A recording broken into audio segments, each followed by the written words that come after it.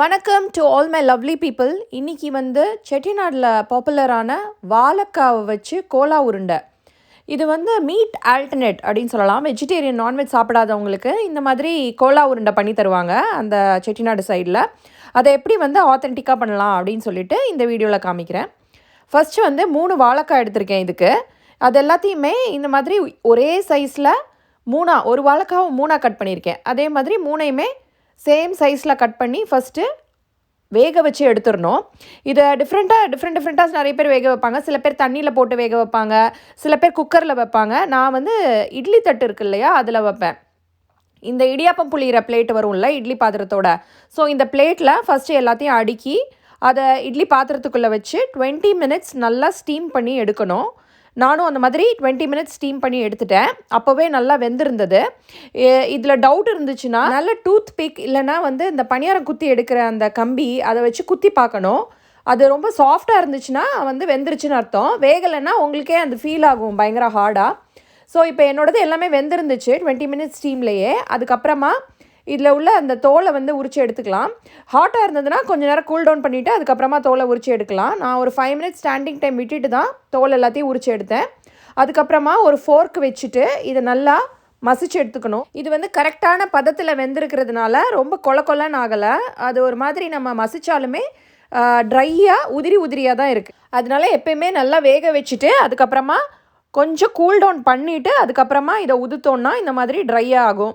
இப்போ இது கூட மிக்ஸ் பண்ணுறதுக்கு மசாலா ரெடி பண்ணோம். அதுக்கு வந்து வரமிளகா, குண்டு மிளகாய் எடுத்திருக்கேன். அப்புறம் கேஷ்யூ, சின்ன வெங்காயம், பூண்டு, இஞ்சி, கருவேப்பிலை, பச்சை மிளகா இது எல்லாத்தையும் எடுத்து வச்சு மசாலா ப்ரிப்பேர் பண்ணுறதுக்கு நல்லெண்ணெய் விட்டுட்டு அது கூட ஒரு பட்டை, 2 கிராம்பு, அதுக்கப்புறம் 15 சின்ன வெங்காயம் உரித்து வச்சதை போட்டுட்டேன்.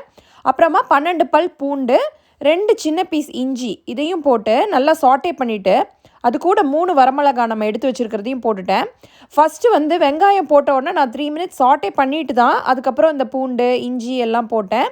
அதுக்கப்புறம் ஒரு 5 மினிட்ஸ் அது எல்லாத்தையும் ஹை ஃப்ளேமில் நல்லா சாட்டே பண்ணிவிட்டு பச்சை மிளகா, கருவேப்பிலை இது 2யும் போட்டு நல்லா வதக்கணும். அதுக்கப்புறமா தீயை லோ ஃப்ளேமில் வச்சுட்டு 1 டேபிள் ஸ்பூன் சோம்பு, அதுக்கப்புறமா 7 முந்திரி, 1/4 டீஸ்பூன் கசகசா, இது கூட 2 டேபிள் ஸ்பூன் பொட்டுக்கடலை இதையும் போடணும். இப்போ இந்த சோம்புலேருந்து ஆரம்பித்து பொட்டுக்கடலை வரைக்கும் எல்லாத்தையுமே லோ ஃப்ளேமில் நல்லா தீயை லோவில் வச்சு போட்டுட்டு ஒரு 2 மினிட்ஸ் அந்த லோ ஃப்ளேம்லேயே நல்லா சாட்டே பண்ணணும். இந்த ஸ்டேஜில் மசாலாவுக்கு தேவையான சால்ட்டு, அதுக்கப்புறம் கொஞ்சோண்டு மஞ்சள் பொடி, 3 டேபிள் ஸ்பூன் துருவின தேங்காய், அதுக்கப்புறமா ஒரு 3 மினிட்ஸ் நல்லா சாட்டே பண்ணிக்கலாம். சாட்டே பண்ணினா இந்த மாதிரி இருக்கும் மசாலா நல்லா. இப்போது இதை எடுத்து ஒரு மிக்ஸி ஜாருக்கு மாற்றி நல்லா கொரகொரப்பாக அரைக்கணும். அதாவது பல்ஸ் மோடில் போட்டு திருக்கணும். இந்த வடைக்கெல்லாம் போடுவோம் இல்லையா, கரகரன்னு அரைப்போம்ல, அந்த மாதிரி கரகரப்பாக அரைச்சி எடுத்துக்கணும். ஸ்மூத்தாக அரைக்கக்கூடாது. ஸோ பல்ஸ்லேயே போட்டு திருப்புங்க.